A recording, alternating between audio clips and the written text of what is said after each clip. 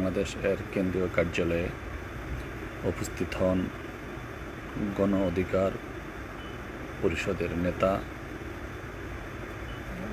ঢাকার ইউনিভার্সিটির সাবেক ভিপি, ডাকসু ভিপি নুরুল হক নূর সহ গণ অধিকার পরিষদের অন্যান্য নেতৃবৃন্দ। উপস্থিত ছিলেন ইসলামী আন্দোলন বাংলাদেশের মোহতারাম আমির মুফতি সৈয়দ রেজাউল করিম, হযরত পীর শেখ হুজুর চরমনাই।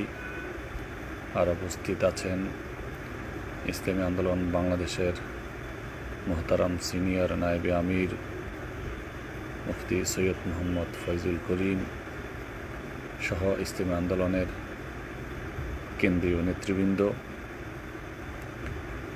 এক সৌহার্দ্যপূর্ণ পরিবেশে মত বিনিময় হয়, কুশল বিনিময় করেন এবং বর্তমান প্রেক্ষাপটে আমাদের করণীয় কি, রাজনৈতিক দলদের কি করণীয়, এই সমস্ত বিষয় নিয়ে আলোচনা হয় এবং ভিপি নূর তাকে কিভাবে নির্যাতন করা হয়েছে, গ্রেপ্তার করা হয়েছে, এগুলো স্মৃতিচারণ করেন, শায়েখদের কাছে দোয়া চান।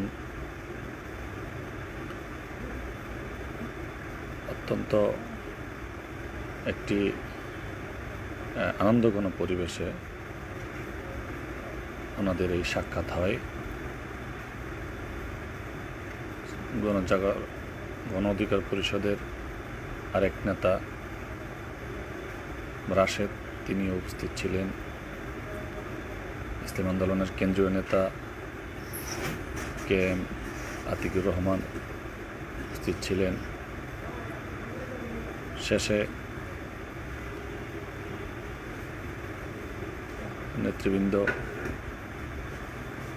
গণ অধিকার পরিষদের নেতৃবৃন্দ হযরত পীর শেখ হুজুর শায়েখে চরমনাইয়ের কাছ থেকে দোয়া চান এবং শায়েখদের ওনাদের মাথায় হাত রেখে দোয়া করেন এবং নসিহত করেন যাতে আগামী বাংলাদেশ একটি সুন্দর বাংলাদেশ বিনির্মাণ হয়, একটি কল্যাণ রাষ্ট্র প্রতিষ্ঠা হয়।